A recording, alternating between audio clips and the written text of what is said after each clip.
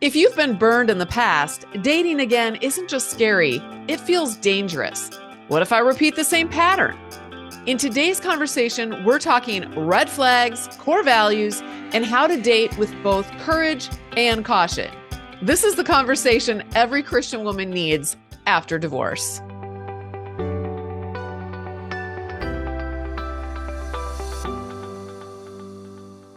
Joining me today are my friends and fellow coaches, Diana Swillinger, Stacey Wynn, and Marie Griffith, and we are going to be talking about dating after divorce today.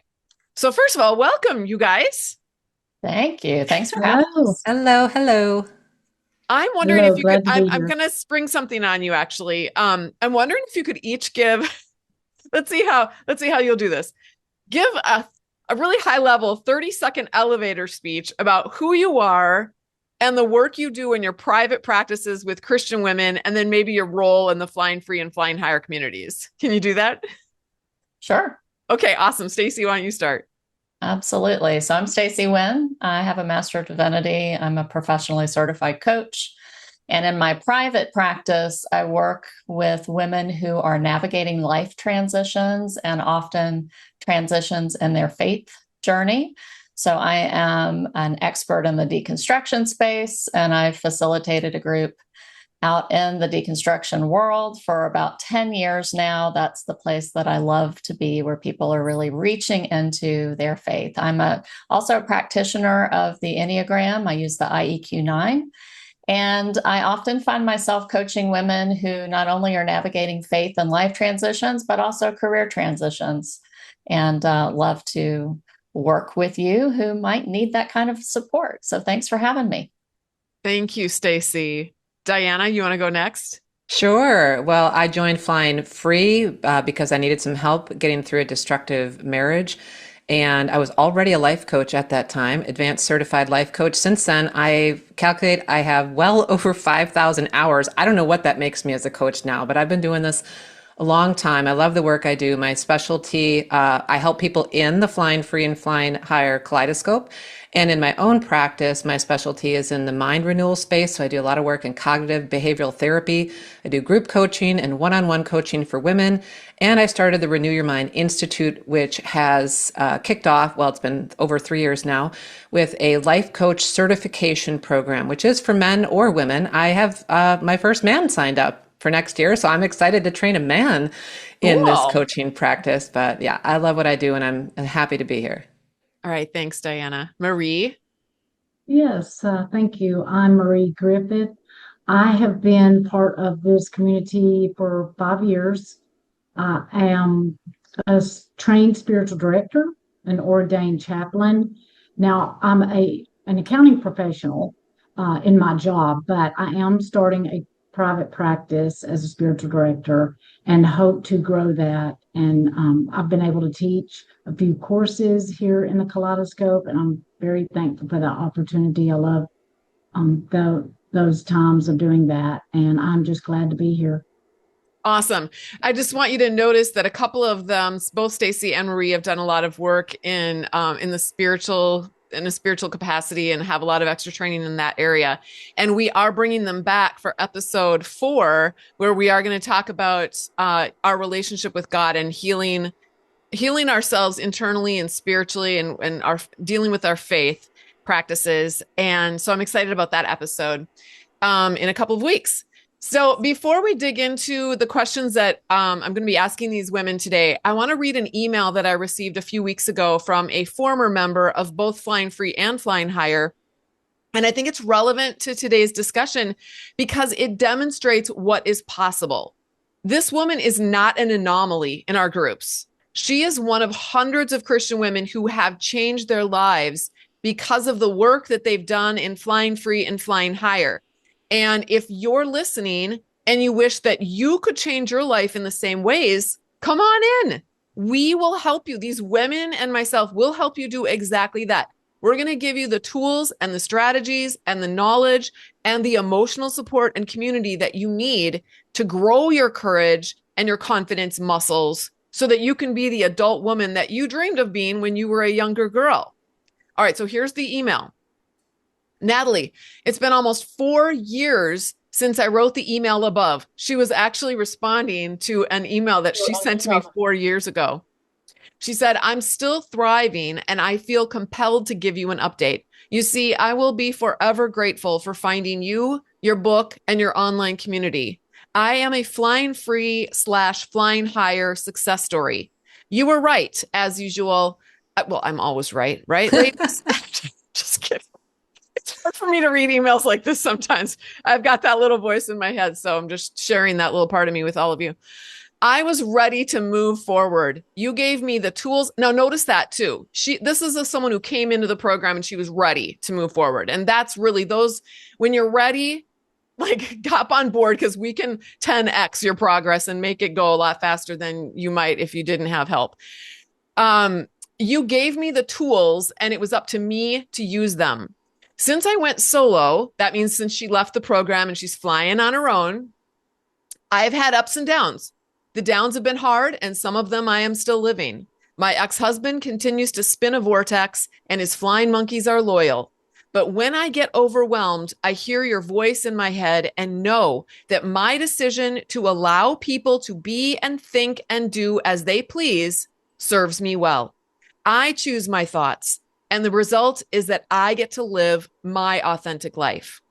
I left my ex-husband in 2020. The divorce was final in 2021. 2023 arrived, and I set some goals for myself regarding fitness, finances, career, and relationships.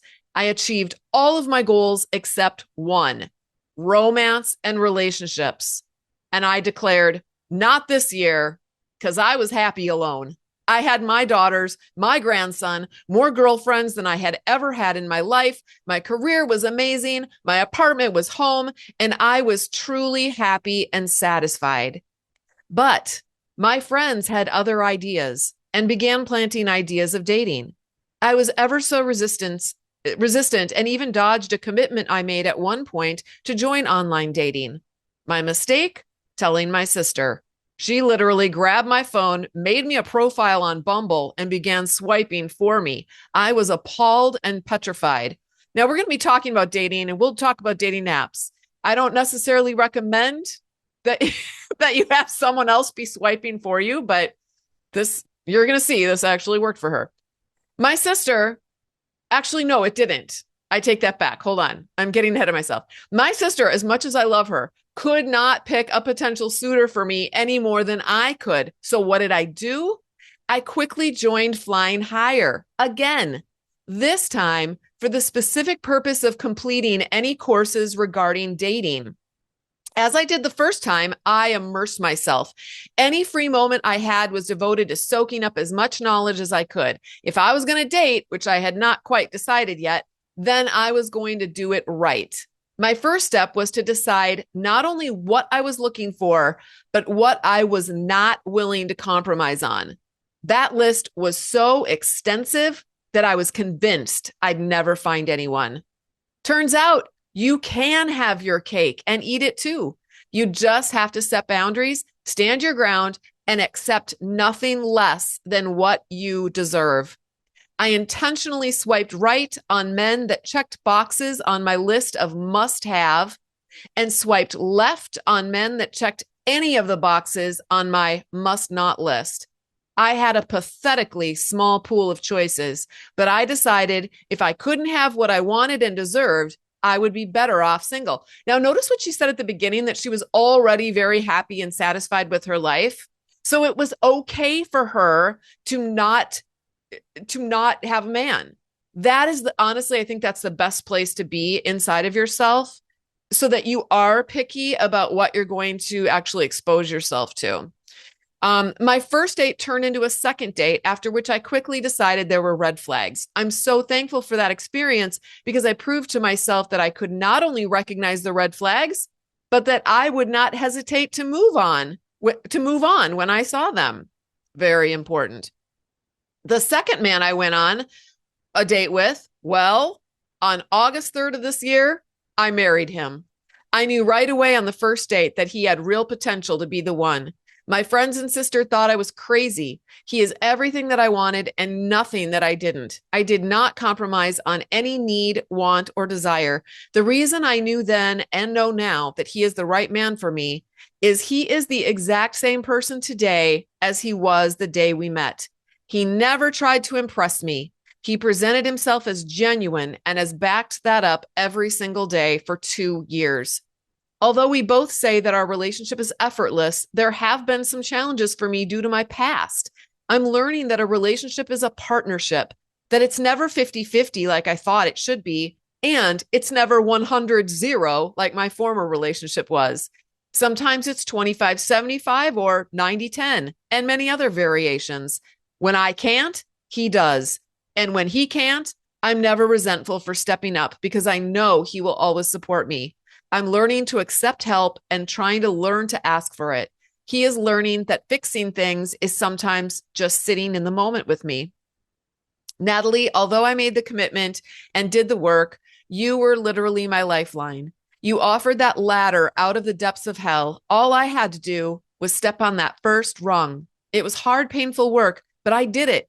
And I am experiencing life in a way that I never thought was possible. Every area of my life is improved. My relationships are genuine. My career is a dream, and my future is bright. I adopted the butterfly as the symbol of my own transformation and try to incorporate them into many areas of my life. My wind chime and necklace, both gifts from my husband, have given me many opportunities to share my story, and I can only hope that someone, somewhere, someday will take my path to freedom. My daughter gave a speech on our wedding. She so eloquently and lovingly described the relationship between my husband and I that there was not a dry eye in the venue. She spoke of the apparent love between us, the patience and respect he showed to her as she became accustomed to me having a new relationship, and of the transformation she saw in me as our relationship grew. She concluded her speech by talking about the calm that my husband brings to my life. Everyone in the room that knew me smiled and shook their heads in agreement and relief, as they all know that they don't have to worry about me anymore. I have attached some photos from my wedding, including a picture of my shoes. And by the way, these photos were incredible. Look closely and you will see butterflies. She had these beautiful silver shoes with butterflies on them. It was amazing. From everything that is within me, I want to say thank you to Natalie for giving me the tools to build the beautiful life that I'm living. The look on my face in the photo of me in the car is the look of a butterfly about to take that first flight and thinking, I have finally arrived. Thank you for showing me how to be a beautiful butterfly. So I loved that. And I thought it was very relevant to our discussion today. And I just want to invite any of you listening who would, I'm not saying that if you join Flying Higher, you are going to meet an amazing man and no, that's not what I'm saying. I'm saying that you're going to become the amazing woman that you already are, that wants to be birthed and wants to start living your life with fulfillment and with purpose and with meaning. And we can help you do that. You go to joinflyinghigher.com and you can learn more and sign up. All right, ladies, are you ready to answer some dating questions? Here we go. So, what was your first thought when you considered dating again after divorce? Were you excited about that? Were you scared? Were you both? Or was it something else? What made you get up and get back out there, open to the possibility of a new relationship? And Yeah. Stacey, why don't you start, Stacey? Because you have been in a healthy relationship for quite a few years now since your divorce. So why don't you tell us what it was like for you? One day I just felt like the door was open and I was curious about dating again. And what happened was I dipped my toes in the apps and quickly realized that there were a lot of men who took selfies in the bathroom or with dead animals. And I was just not into that. I had a few conversations, but they just didn't go anywhere. And then I had met Dave just through work and had found out like that day that I talked to you, actually, Natalie, that he was interested in me. And a Zoom that you challenged us all to do some homework and to create a profile and start dating, to start the process. So I remember getting off of that training Zoom and thinking, all right, I'm just going to consider this homework. Good for you. I wouldn't even consider it at this point. Yeah, but I reached out to him and we've talked every day since then. We've been together for 4 years. That's amazing. Wow. So I love that story because it shows that it is possible. I think a lot of women come out of bad relationships and they're like, all the good guys are taken. It's not possible. I'm never going to find anybody. That's not true. I know so many women who have Stacey's story. So it's just not true. All right. Diana. Well, coming out of my divorce, I was a heck no for dating. Like I need to be with me.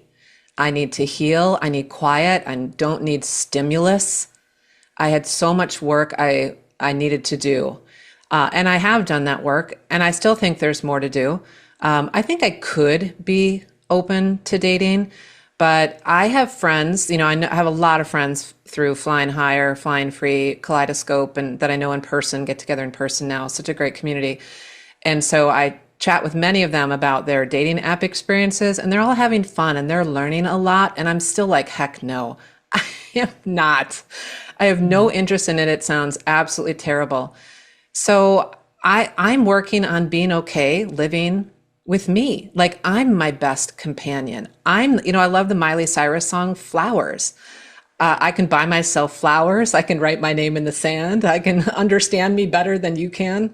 Like yeah. I'm dating me in a way.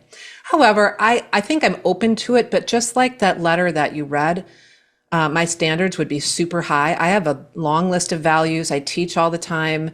As a coach, you have to know what you value, what's important to you. And for me, it's things like having fun and having adventure, but also being honest and being respectful and being kind and not playing games and zero manipulation, no coercion, humility. Like it's a long, long list.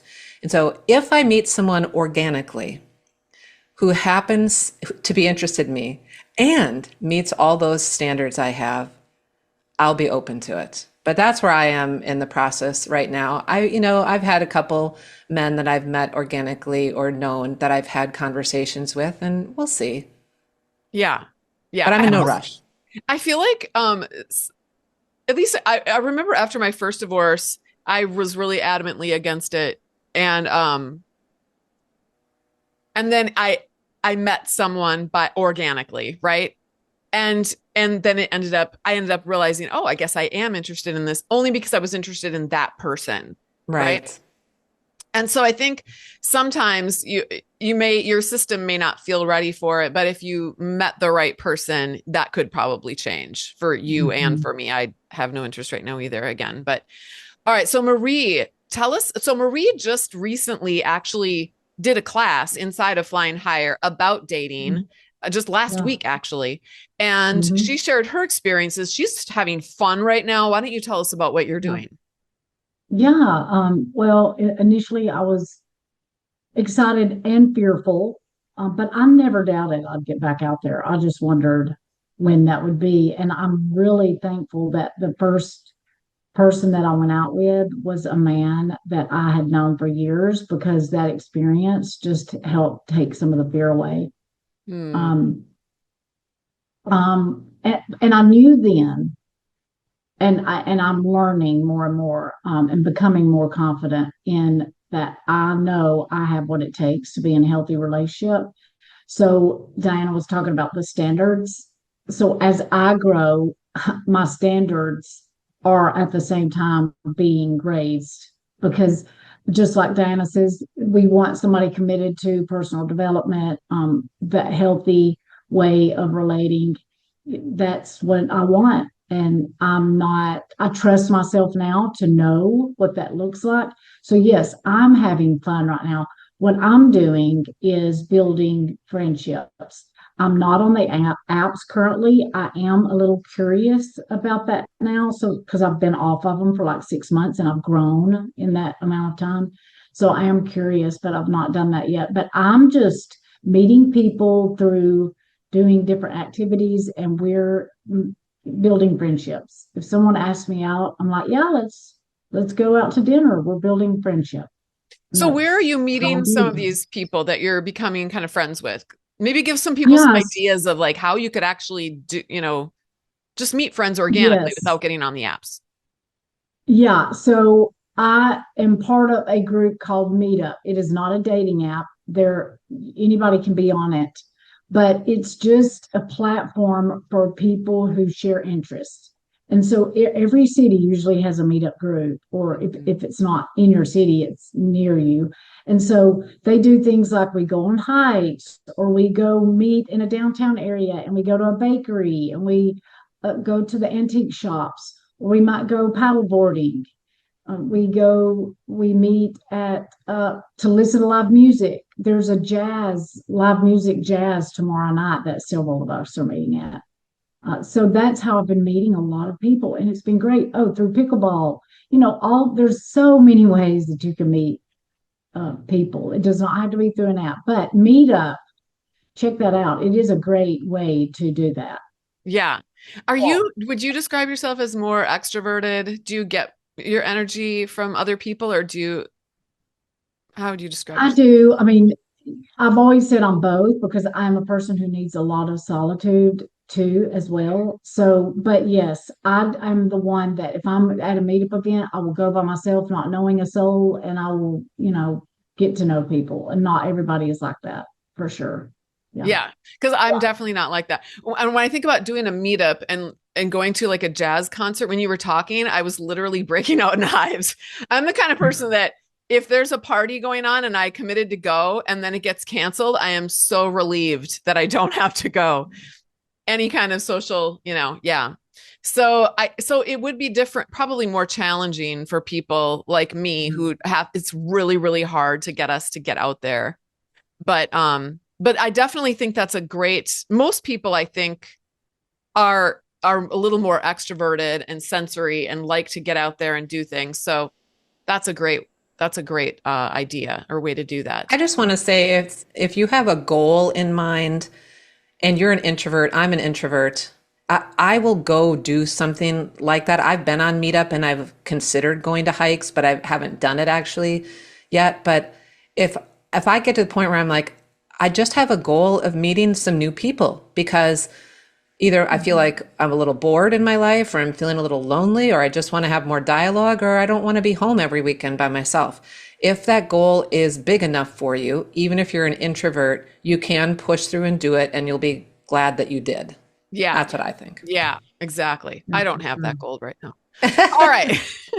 Okay. So let's talk about red flags. And I want to just kind of piggyback on everything we've already talked about because we mentioned, knowing knowing what you want, what you're willing, having those high standards. And I think this is where we could bring in the burn haystack method of dating into the conversation. Are you all familiar with that now? A little bit, at least have an idea of what it is, or so those of you who are maybe can address this. What are some of the burn haystack method of dating is, I think her name is Jenny Young. She started it and she's a professor of like, oh gosh, it's verbal discourse. She is really good at analyzing the way people talk and the way that they say words or write words in the case of the apps that show patterns that actually reveal the kinds of people that they are. And so you could call these red flags. So it's called the burned haystack method because if you want to find a needle in a haystack, meaning a really good guy in a pile of hay, which is what the dating apps are like, the only way you can do that is to burn the haystack because needles aren't going to burn up, but the rest of the hay will. That means that you need to swipe. You have swipe left if you don't want them or something. Which is it? I've never been on the apps. Swipe left if you don't want them and swipe right if you are interested. You're only going to get a few needles, just like was the experience with some of these women, but at least you're starting, or no, I'm sorry, it was the experience of the gal who wrote the email at the beginning. You're only going to get a few needles, but that's okay because you only want needles. You don't want hay in the first place. So she teaches you all of these skills that are all of these things to look for so you can learn how to just immediately swipe to the left, swipe left, and then you don't have to waste your time. So Mhm. if you want to learn more about that, I'm going to put a link in the show notes to her YouTube channel. She just has 9 short videos. You can learn her method. And then she's got a great Substack, I guess they're just called Substacks, right? Right. Yeah, and A great it's Substack. the same name. It's called Burn the Haystack. Yeah, Okay. I follow that. Mhm. Okay. And you can actually interact. People leave the most hilarious comments. She has this thing called "This Man Must Be Mocked," and it's got a big donkey with his mouth wide open, and she'll highlight different profiles, and she'll be like, okay, analyze this profile. Why would we all be swiping left on this profile? And it's just really helpful, I think. If I follow it because it's hilarious, and also it's very informative because I work with women who are dealing with, they're actually married to these men. Okay. But if I were to ever go on apps one day, I would definitely be following this protocol to make sure that I'm not wasting my time with people. So, Marie, do you want to talk about your experience with red flags? And Yeah. Well, and I want to say this too. The more I spent on the dating apps, I kind of learned this method even before I knew about it, just because you realize, you finally realize, no, that doesn't sound right to me. What her method does, though, it puts a better language to what you're feeling on the inside. yeah, So I will say that, yeah, it's really good. And also, she doesn't ever put the face of the profile that she's mocking. yeah, She's helping women learn the words that men use to kind of trick us. yes, Yeah. And how to pick up on those red flags. So the red flags I look for are any kind of misogyny, anger, dogmatism, entitlement. And those are subtle. They're not saying all those things. They're not saying, hey, I'm entitled. But there's ways we can pick up on those in their profile pretty easily. So I do the block and burn. That's part of what she's saying, block and burn immediately, and don't give your energy to those people. And see, when I first got on the dating apps, it's almost like, because I was so overwhelmed, I'm like, oh, okay, they're showing me attention. So I need to, for some reason, I was like, oh, okay, I'll say something to them. No, no, you do not have to at all. Mhm. There's no reason you do. So you just block and burn. Yes, which is a skill. I think you have to grow that It is. muscle as Christian women, because as Christian women, that muscle is completely atrophied in us. We've been taught the exact 100%. opposite. Be polite, be nice to everybody. Even no, you don't have time to do that on a dating app to be No, nice to everybody. no. Yeah, that's very bad advice if you're going to go on the dating Yeah, apps. yeah. Diana. Yeah, I'm not on the apps, but I'm all about being a red flag detector. And, it was maybe a little bit before my divorce was final, but I was out of the house for a couple of years before I finally got that process completed. But there was a guy who was a worship director, and I used to be a worship leader, and he wanted me to come. He was new to town. He wanted me to come join the worship team, and I did get to worship with him once or twice, and we went out to lunch to talk about it. And I was all about checking for red flags. And I wanted to trust myself. So I didn't think I wanted to, I wasn't going to date him. I wasn't divorced yet, but I just wanted to, I'm attracted to him. Do I find red flags? It was just a test in trusting myself. Now I found some. Would they have persisted beyond that day if I continued to have a relationship with him? Maybe, but he talked about a job that he was let go from, and he shifted all the blame to the pastor. And when he was talking about running worship services, he was so into himself and what he thought the right way was to do worship, and how it's always difficult to deal with pastors. So it's like, I'm not seeing humility, and I'm seeing some blame shifting. These are red flags. Now, can some of us present red flags one time? And I'm talking in person, not in the apps. present them one time, and then maybe we meet with that person again and they don't present that red flag. Yes, because we all trip up, we all say things a little bit off. We all of us, we've probably given some red flags to people here and there, but is the person showing it as a persistent pattern, or as I would say in psychology, pathology, which means it happens at least somewhat consistently. You see it multiple times. And so if you're early in a relationship and you're seeing something that is coming up multiple times, maybe that is a red flag. And I want to say the way that I believe you can really decide if it's a red flag or not is you are deciding. Not, are you going to tell it to your friend and they think it's a red flag? You tell it to your mom and they think it's a red flag, or whoever else it is you're talking to. You've got to trust yourself. So you need to build a relationship with yourself where you're fortified, you trust your intuition. You, if you're spiritual, you're connected with the Holy Spirit and you're listening, and you have your own back. You have your own back. And if you think it's a red flag, you're like, that's good enough for me. I'm ready to move on. And that can be hard if you're already feeling attraction to someone. That's why you have to have your own back. Despite having my attraction, I have my own back, and I don't walk further into a relationship where there's red flags. And by the way, I love the Burn the Haystack Method. I recommend it too. I haven't been following it now, but I was so curious. I got in the Facebook group, I watched all the videos, and if I were to get on the apps, I would totally use that method.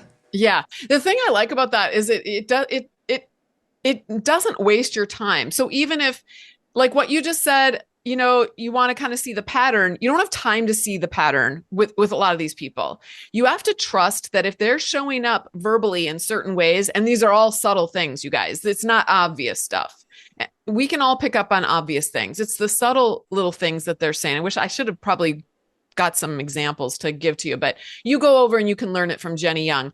But you block and burn right away so that you don't have to waste your time. Then you go to the few needles that you have. And then of course you can look for those ongoing red flags. But I don't know that we have to wait until we see a pattern, because we may not have time to just sit around and wait. And, well, did they do that 3 or 4 times? Well, if they only did it twice, is it okay? No, if they did it once, probably not okay. You know, that's my thought. And then also, if your friends or family are telling you, I agree that if your friends are saying, oh, he's fine, I know him, he was my cousin's best friend, or something like that, when you're experiencing, you know, red flags, I think you need to trust your gut more. But if your friends and family are all going, I don't know about this one for you, you may not be seeing things that they might be seeing. And that's a big red flag for you to pay attention to. Because I think if they're seeing negative things, and these are people who love you and you can normally trust them, they're not the kind of manipulative people that are like jealous of you or don't want you to have a great relationship, I think that that's something to look at as well. So, okay, Stacey, do you have anything that you want to add to this red flag topic? No, I would just say, yeah, it's a kind of a good segue into talking about emotions. Okay, let's go there, and we'll have you start with that. So we're going to talk about the difference between healthy nerves, like we all feel nervous, we all get anxious about new experiences, or a gut feeling that there is something not quite right about this. Why don't you talk about that a little bit?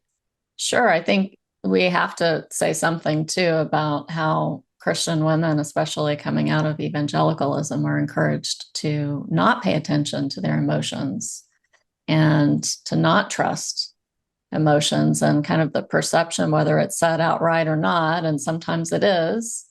For example, there's a whole book about empathy being a sin. We are fed a message that emotions are not from, God. They're not wise. Yeah. So I think, we have to start there, because it's just not true. And emotions are part of our human nature, and they give us information. They're like lights on a dashboard of a car.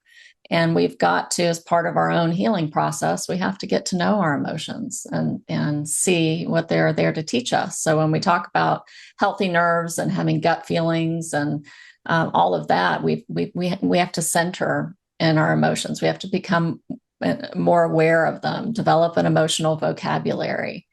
And And there is always going to be some anxiety with dating. I don't know how you could avoid that. Yeah, right. So, you're going to sift through some discomfort. And I think we have to be able to then kind of hold that space for, is this normal anxiety, or is this my discernment or my inner wisdom telling me that I need to be more observant, and maybe there's something more I need to think about or observe here. Yeah.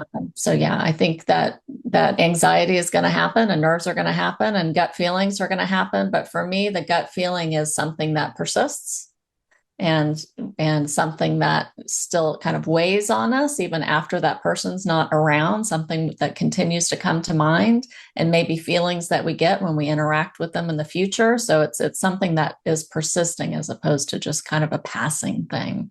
Yeah. Yeah.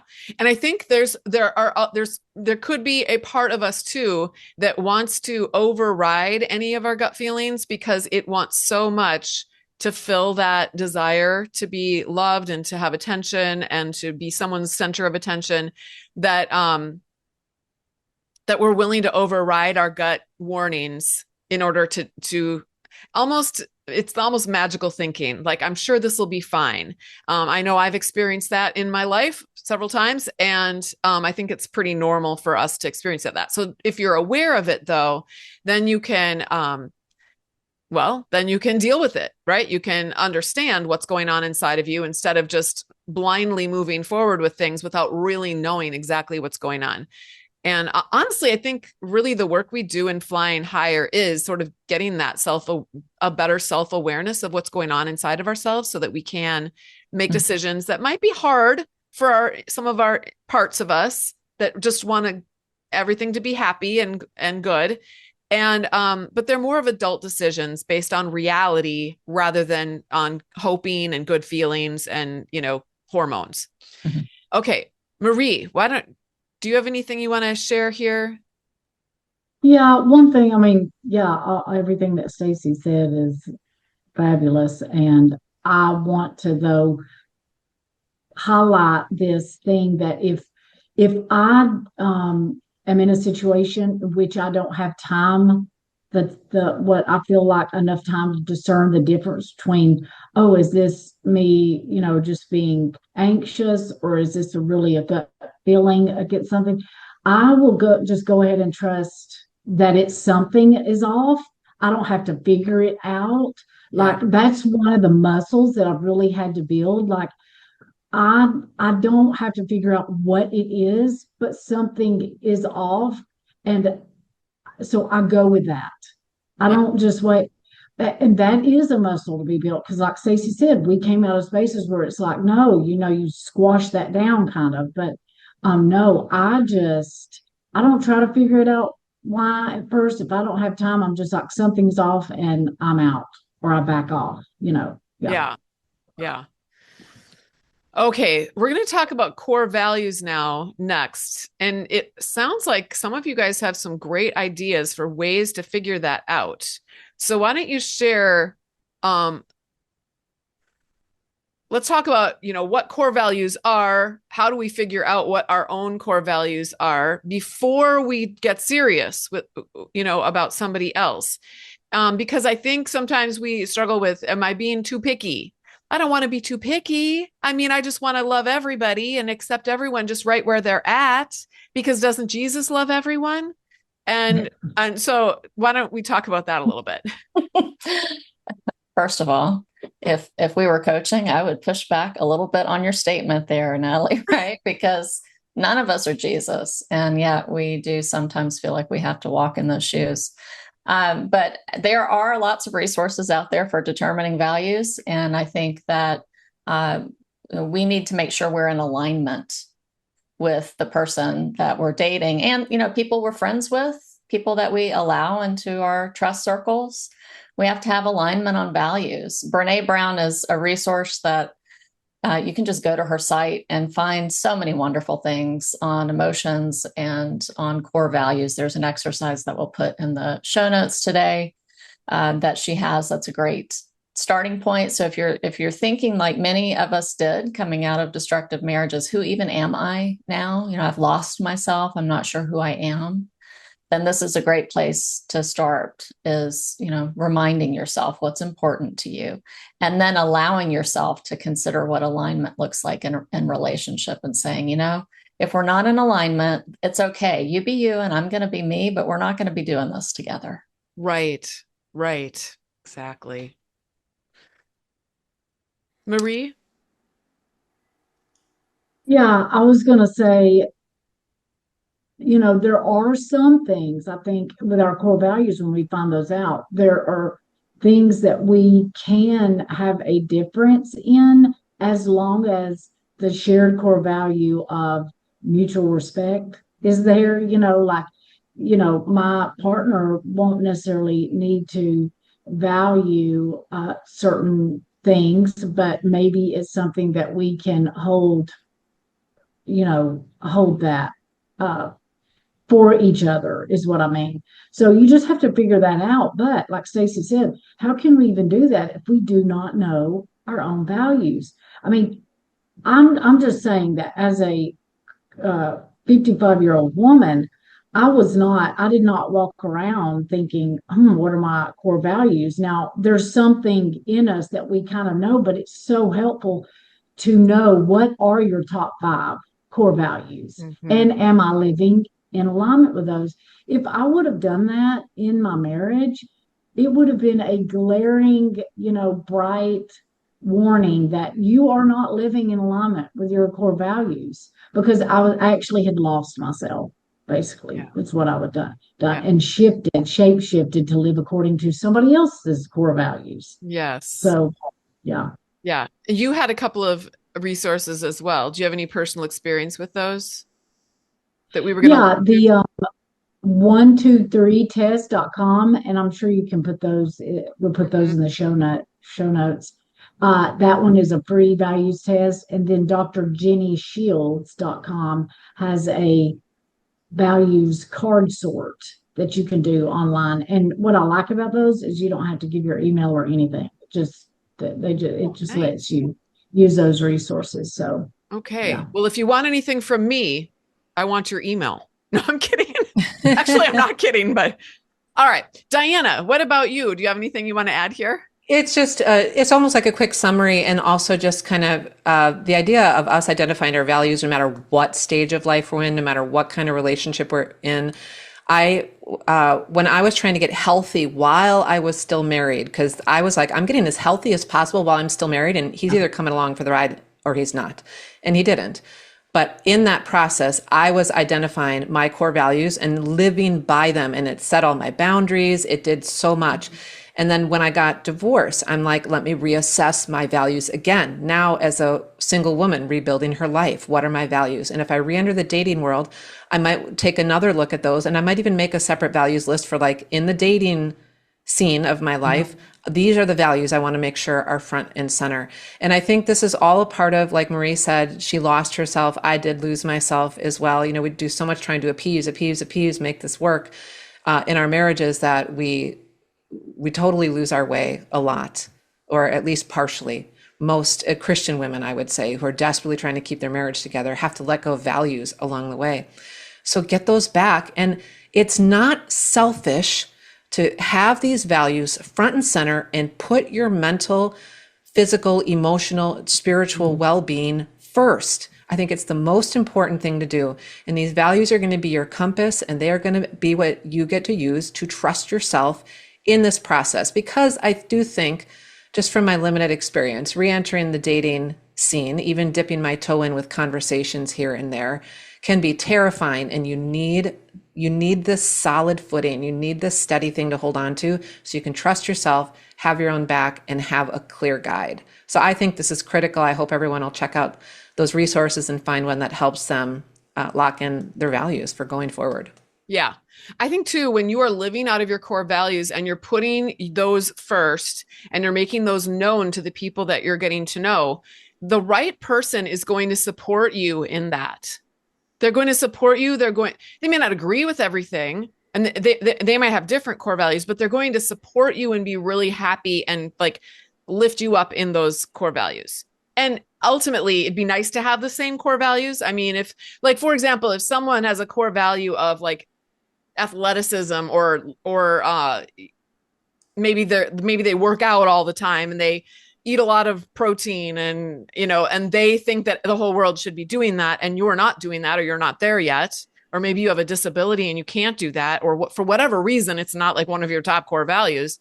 Well, that might not be a want match, but or it could be. Everything else could be aligned except that. But if you both are supporting each other where you're at in that area 100%, and there's zero shaming and zero judgment, then that could maybe work. But that's why it's important to understand, And if you're the person with that value, by the way, because I happen to have fitness and eating protein and being active as a value. If I date someone, that is a high value match for me. And that doesn't mean I'm shallow and I just care about the physical and whatever. No, it's a lifestyle for me now. And it's very important to me. And that needs to be a match. It's not shallow. No, well, it's being true to who I am. Yeah, exactly. And plus you get to decide for yourself what you want and what you're looking for. Yep. And nobody else has to look for the same things. It's fine, but you can. Yeah. All right. Feeling a little bit feisty right now. Okay, the next question is, what does it look like to be open and vulnerable in dating? Oh, I love this one. But not so open that we overshare, especially at the beginning. Some of us are like, I am going to raise my hand here. We just open up and share everything. And then you can sometimes put yourselves at risk. How do you maintain boundaries around your time, around texting, around your emotions, and even around your body when you're dating? I want to hear from you guys. Can I just say, Natalie, for those who can't see the video, that when you're like, some of us overshare, both Marie and I were like pointing to ourselves and laughing. Because it's a good trait. It's a good trait that we love to be open and honest, but it is something we need to balance. But I just want to say, if you're out there going like, that's me, that's us too. Yeah. Well, I love the Enneagram. So I've worked with so many different personality assessments, but this is the one that stuck with me. And I'm an 8. And I am not an overshare, I'm an undershare. And that's the thing that I've got to work with, is how can I be more vulnerable in relationships? So it could swing either way. Having said that, I think there's a pattern with many of us who've left destructive relationships, and that we tend to swing from one side of the spectrum all the way, the pendulum swings all the way over. Yeah. And so I would say, at first, as you're starting to reclaim your story, you will probably say more than you want to. And that's part of the healing process. And I think that's one of the indicators that we're ready to enter a relationship again, when we feel more confident about our stories and what we want to share. But there's an exercise called the circles of trust that I use often. And it's just, if you've got a piece of paper in front of you, you make a small circle on your paper, and outside of that, a bigger circle. And then outside of that one, a bigger circle. And that inner circle, these are the people. It's so small because we have very few people there. These are the people that get to know the whole you all the time, because they have earned your trust. And the people in the next circle, they haven't quite earned your trust. They don't get the full you. As you're thinking of stewarding your story and stewarding yourself, and then you imagine dating, that person that you've just met that you're going to date is coming from outside the circles, heading in. So they don't get your full story up front. They've got to earn your trust, and you've got to be comfortable with them. And I think that's stewardship. In Christian circles, we talk about stewardship as finances, but it's everything. Yeah. And I think first and foremost, it's stewarding our true selves and stewarding our stories. So, you can always tell more, but once you've shared, you can't take it back. And yeah. I try to think about that. And then for those of you who are like me that have to work on vulnerability, the same process. You've got to open up a little bit and know that as people are getting to know you, you've got to open up a little bit and share as well. Yeah, that's beautiful. I would say friendships might be a good place to help us in this, for either oversharing or undersharing. I think if we're looking to dating as the place to solve for our intimacy desires in relationship, Especially if we're overshares.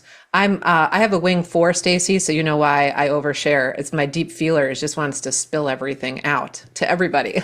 But I have built friendships on purpose where Natalie knows one time I sent her a Voxer, which is probably one of the most vulnerable things I ever did. It was deeply personal. I even asked her, please don't reply. This was just coming from the depths of my soul. I needed a safe, intimate place to share something very personal. And if I was in a dating place and I took that there, that would probably scare that person away. It's too much too soon until you get to that place. So if you have a desire to be intimate with someone, and I'm not talking physical, I'm talking about people seeing you and knowing you, I recommend not looking to dating to fill that. You might find someone through dating who can later fill that. But in the meantime, you can build friendships with women or even some men. One of my friends who I tell intimate stuff to is a guy too, but he's a safe relationship. And I have a place. So hopefully that'll help me not overshare if and when I re-enter the dating world. Yeah. Yeah. Okay. For someone who feels like she's dating endlessly without experiencing any results, what advice would you give her? I can speak to this, and I kind of chuckle at myself because I have dated a lot, and my friends and family kind of laugh, and it's kind of a joke now.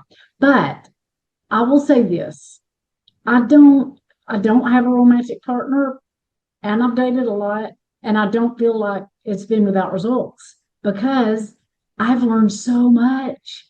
I have grown so much. I have grown that muscle of my inner knowing. I have had to have hard conversations with people and say things that are very uncomfortable, and all of this growing would not have happened otherwise. It was only through this dating experience. Now, I have changed the way I approach it, and I said this earlier. I go into it that we are building friendships because one of my standards and values is I will be, my partner will be my friend, will be one, if not the closest friend that I have. And that's just something that is very important to me. And so I go into this building friendships now. It's less pressure, and that's how it feels better to me. So I would say there are results. It's just my results are that I'm growing. Yeah. Yeah, Instead of the result of now I've got a husband or a partner. Yeah. exactly. Yeah. Yeah. Diana, did you want to piggyback on That Marie just said everything I would say. It's just how you define results. And I think it's good to define what your results are before. I'm all in for deciding things ahead of time. You decide your values ahead of time. You decide you have your back ahead of time, and you decide what you want a good result to be for yourself ahead of time. And it's going to change your experience. Yeah. So, Stacey, what's the difference between loneliness and a true desire for partnership? And how can women make peace with both of those things? Yeah, how that felt for me is I really wanted to be on my own, like Diana said earlier. I just wanted to be on my own, and I was on my own for several years. And then for me, dating felt like a want and not a need. And to me, that made it feel like it was the right time for me because it wasn't something that I was like clinging to. And it was something my hands were open and I was interested and curious. Take it or leave it. If I don't have success, it's going to be okay because I know I can be with myself. So that's how I would describe my own experience with it. Okay. We have time for one more question. And this is, so we're going to skip ahead a little bit. For those of you who are listening, you'd have no idea what that means. But for these ladies, it means that we're going to bypass a few questions that we had, but we're running out of time. So we're going to go to the very last question, which is, I think, an important one. What advice would you give to women who are scared they're going to repeat the same patterns that they did in their first, second, or third? Or, some women have been married several times, and they continuously see these same patterns happening over and over again, and they're terrified that that's going to happen. Like, what's going to stop that from happening again? Mm-hmm. Yeah. I think that everyone should have a therapist a coach and a spiritual director. So there you go. There you go. All of those people in our lives, because we're relearning or learning. We're discovering things about ourselves. And sometimes dating brings things out that we can't expect. There's another level of healing that happens in relationship. So no matter how prepared we are going into it, there's still more to learn. So I think we've got to have people around us that can help us get out of our own heads and formulate words and get our emotions together and just be sounding boards. So yes, get some good supporters around you. Yes. Yeah. Okay. Yes, this was my number one fear when I first started dating, that I would pick someone that, the same. But now, a few years later, I know, and Diana has said this over and over, I know I have my back. And because I've had the practice of seeing issues and confronting them and stepping away when necessary, I've built that muscle. But I can say this, if I would have waited until that fear was gone before I dated, then I would not be dating. So, I mean, there's always going to be, you're going to have that, but having that support, I listen to coaching every week here. I have a spiritual director. I have a therapist. I have good friends that I can talk to. That support network that Stacey mentioned is so important. Yeah. So, yeah. Good. Yeah, my stuff is going to sound very similar. I recommend getting support from other people. Stacey mentioned several people to get support from. I have some very close, intimate friends, as I've described, who I can say absolutely anything to. And though I would still say I'm not really dating, again, I've had conversations with some men. I've dipped my toe in, and I have been highly activated. I've been flooded with emotion. I've felt like I've kind of been losing my mind, just even dipping my toe in, which is part of why I know I'm not really ready to go all in. I need to keep working on me. And through that process, I've just been super kind to me. I'm like, you were so flooded today, you couldn't keep your head straight and your journal looks like you were a psycho. Good job. That's okay. You're being a human. You've been through a lot. And new things might activate you. This is normal. You're doing fine. You took care of yourself. You journaled. You gave yourself space. It's okay. And so I would take that in. I would imagine if I would keep doing that too, where I can, and I'd step back from conversations with people if I need to. I've done that. I'm like, I'm disappearing for a while. Goodbye. And I give myself all the space I need. I want to be if I go back into dating in a bigger way, I want to be my biggest support and cheerleader. And I'm not going to condemn myself. I'm not going to say, oh, look at you repeating that pattern or you screwed up again. I'm going to be like, no, this makes sense. It makes sense that triggered you. It makes sense that you went down this road. And I'm applauding you for stepping back and getting your bearings, because I am a big proponent of that. Don't just be like flooded and keep going and hope it all turns out. You've got to take care of you. But along the way, congratulate yourself for your growth and the work that you're doing and how well you're trying to take care of yourself. Yeah. And then try to have some fun too. Yeah. All right. So I'm going to close by saying this. In Flying Higher, we do have some classes that can help you with all of this. One is obviously a dating class, but we also have several courses on learning and applying self-leadership skills. And one of those courses is called Be Who You Need, which was taught by Stacey here. Also, Your Greatest Hero, which is going to help you. It's kind of like Be Who You Need. They're very similar. They help you learn how to be a whole person, the whole person that you are without a partner, which is super important if you want to be a healthy partner in the future. And another course is called Living into Emotional Adulthood, basically how to be an emotional adult. There's a course on dealing with fear. There's a course on dealing with failure and so much more. So if these are areas that you struggle in, and you're looking not just for knowledge or head knowledge, but practical skills and community and coaching support, consider joining.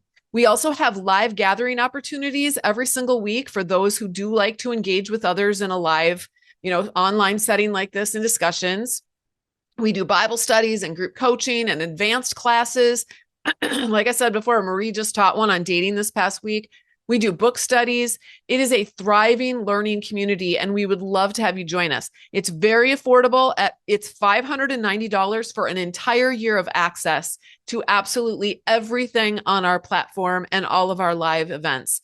Now, if that's too much for you to pay at once, you can pay monthly for only $59 a month. So you can find out more and join us by going to joinflyinghigher.com. I want to thank you so much for listening.